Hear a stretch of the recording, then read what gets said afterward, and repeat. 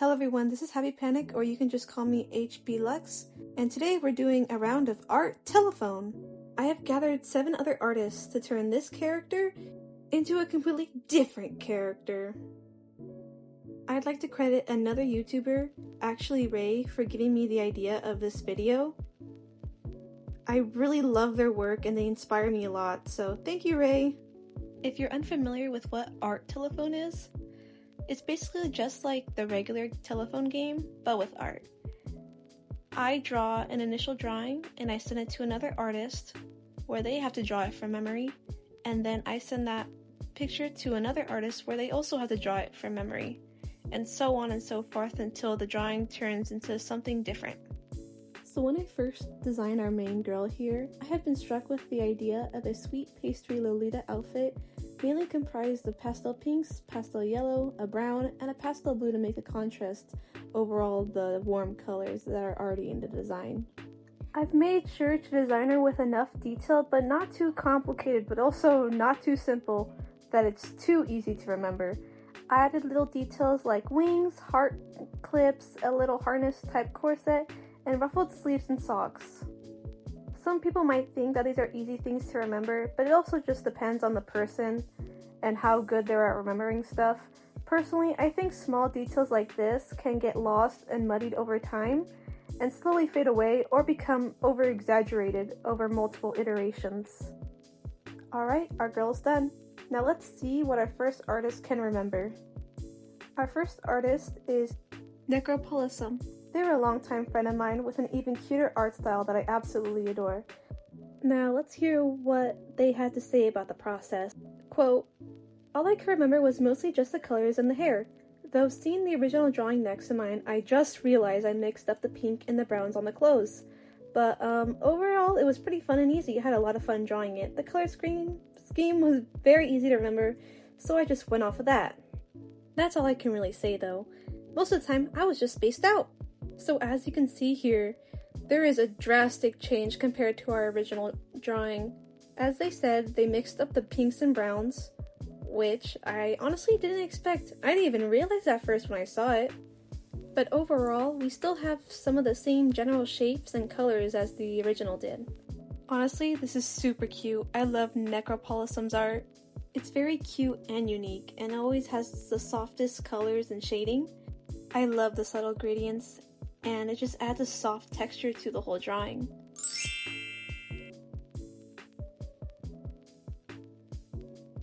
Alright, that was Necropolism. Now let's head over to our next artist, Jasper. Jasper has a very angular and vibrant style. He has a great memory because this looks pretty much identical to Necropolism's original sketch. I do really like the aspect of the boots becoming much more puffier and floofy. Makes them really look like winter boots. Now here's an insight of their thought process of designing the character from memory. The biggest challenge I had with this was mostly remembering the face and the pose. When I first looked at the drawing, I needed to remember. I took a long look at the hair and dress because it's what stood out to me immediately, which ended up making me skip over the face and what she was doing with her hands and feet. I had to sit for a little bit and rack my brain to get a vague sense of what the pose was before I put anything down. For the face, I mostly just guessed. I remembered her having fangs, but that was about it. Everything else wasn't too difficult to remember because they were fairly specific, which made it easier. Like matching gloves, heart accessories, a tail, corset, etc. Overall, very fun to make for me. I actually didn't have as hard as a time as I thought I would have.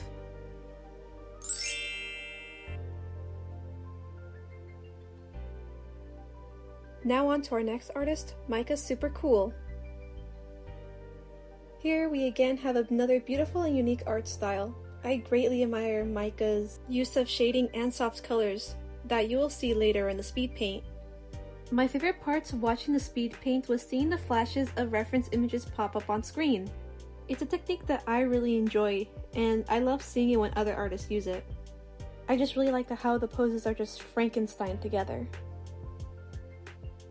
Now here is an inside look of Micah's process.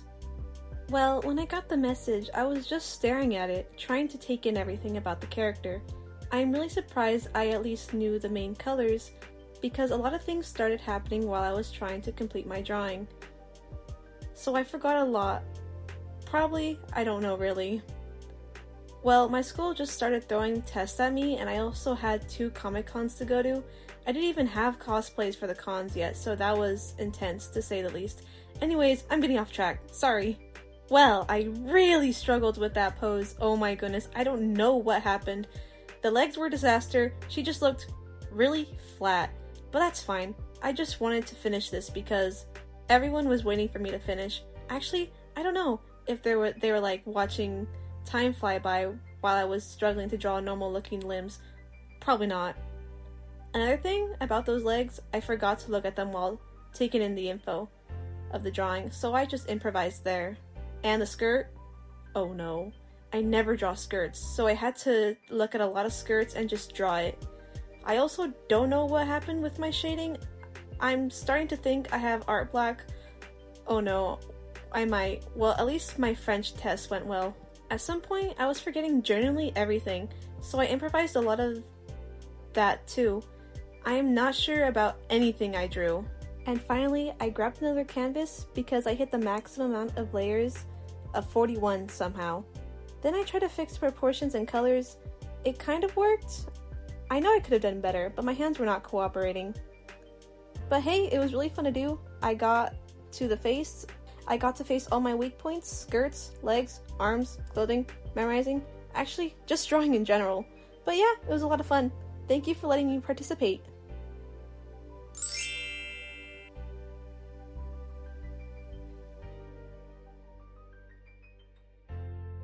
Now let's move on to our next artist, Unstable Jester. Okay, I feel like I'm saying this a lot, and I've probably already said this, but we have another great art style by another amazing and skilled artist. Let's hear what Unstable Jester had to say about his process. I had a bit of a struggle getting down a sketch, as typically I sketch all my digital pieces down onto paper instead of digitally. I do this especially since I use my finger and phone to draw digitally, but for the sake of this challenge, I sketched digitally to track the whole process. As for the actual challenge, I have rather bad memory, so I started with a rather frantic base sketch before piling more sketches on top of it.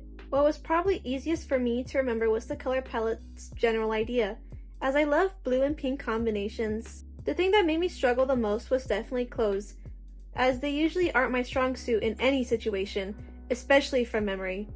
I even mix up my own OC's outfits during casual drawing. I'm so happy I was invited to this challenge with all these other phenomenal artists, and staying away from things that I'm comfortable in with art.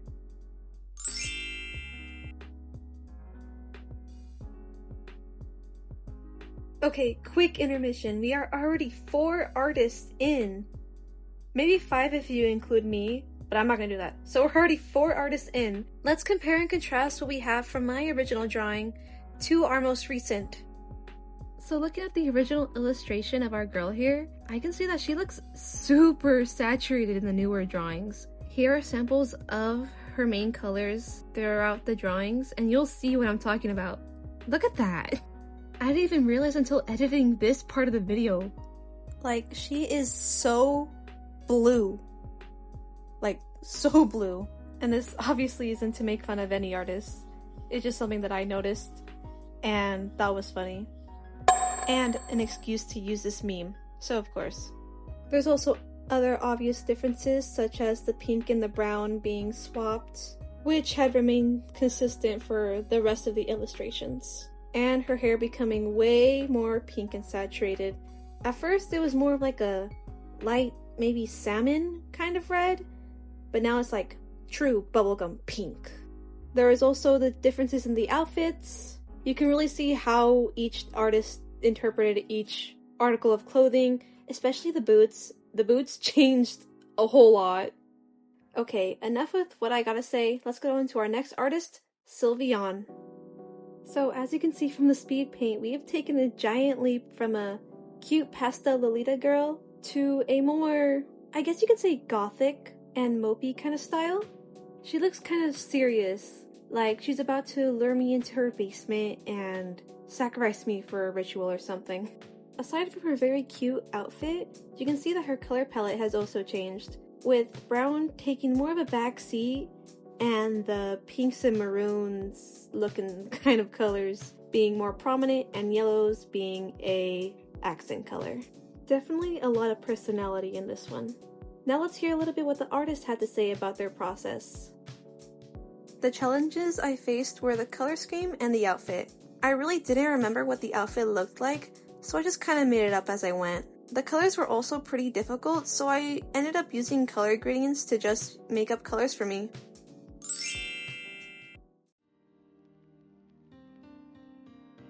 Alright, let's move on to our next artist, Freaktagawa. Again, another lovely style.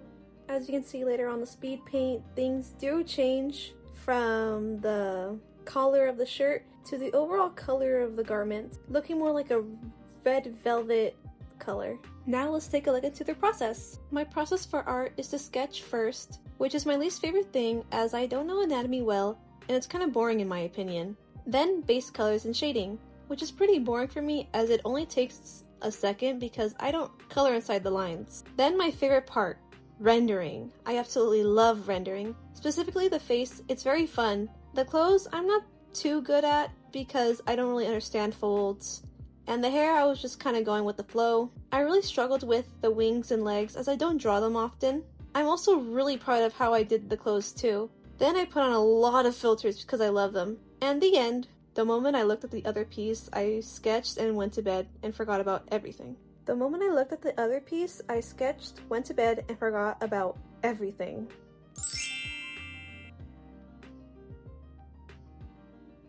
Now let's move on to our next and final artist, Digital Love Veil. Her art style has bold colors and bold shading that to me bring a very late 2000s, early 2010s kind of look, which I absolutely love.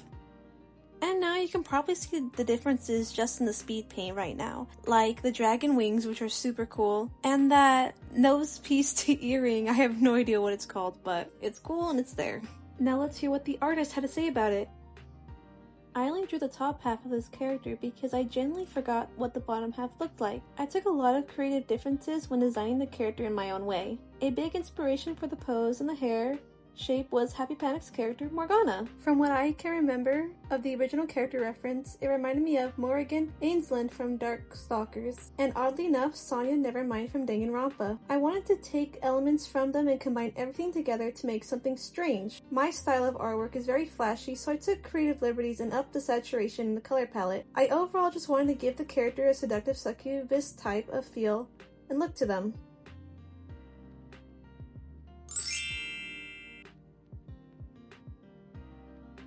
Alright, so that was our last artist, but in true telephone fashion, it has to circle back to the person who started it all. Me! Alright, so starting off here, I genuinely don't know what possessed me. I did this drawing so quickly. I did this all in like 2 in the morning, and I genuinely couldn't sleep until after I finished it. It was like a weight that had been lifted off my shoulders. I've been stuck in a sort of art slump, and I haven't been pleased with anything I've been drawing, but this one drawing, I was so locked in. I got the pose, I got the outfit. At first, I was using a reference from the last artist so I can stay true to the previous design, but then I was like, Bedoy, this is telephone, I gotta do it from memory too. What am I doing? So then I did it from memory. But I wasn't that far into the sketch, so I was good anyway. This character is very up my alley. Our last artist had referenced one of my own characters, Morgana, and saying that she used her as a reference, which I am actually very flattered by. And because since Morgana is like the only character that I really draw, this was just like a piece of cake. The colors weren't too hard for me to do. It was honestly the jewelry, just her like little necklace. I struggle with doing jewelry. And I also struggled on the design on her pantyhose. I'm not used to doing repetitive patterns over and over again. So doing the pantyhoses design was kind of nerve-wracking. I usually overthink about what and where should the design go at any part of the actual drawing. Okay, so now I have to draw both the girls together. so that we can get the full scope of how different they actually are. You know what I'm talking about? Yeah, you know what I'm talking about. Okay, so my overall goal for this illustration was just to have them close to each other and look cute. Because I'm not really good at compositioning and having two characters interact, which admittedly that is something that I have to work on, but I just don't have time right now. I know for any and all characters that I make that I want to give them a story or give them some lore. So for the first girl I made, I named her Jacqueline, and she works at a diner alongside my main character Morgana.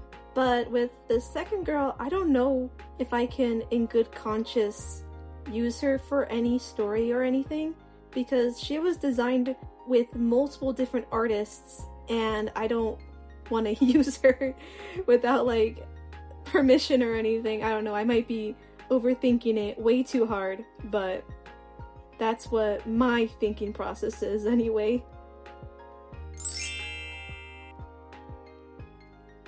Okay, so now with the final illustration done, let's take a look back down memory lane and let's see what these amazing artists did over the course of the video.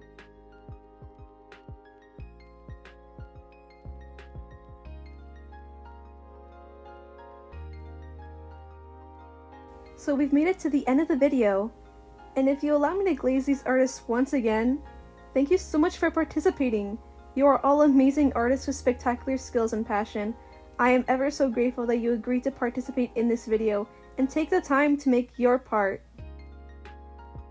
And if you're interested in any of the artists shown here in the video, I have shown their TikTok accounts throughout the video, and I will also have them linked in the description if you want to check them out for yourself. Again, they are all excellent at what they do, and they are so amazing and kind.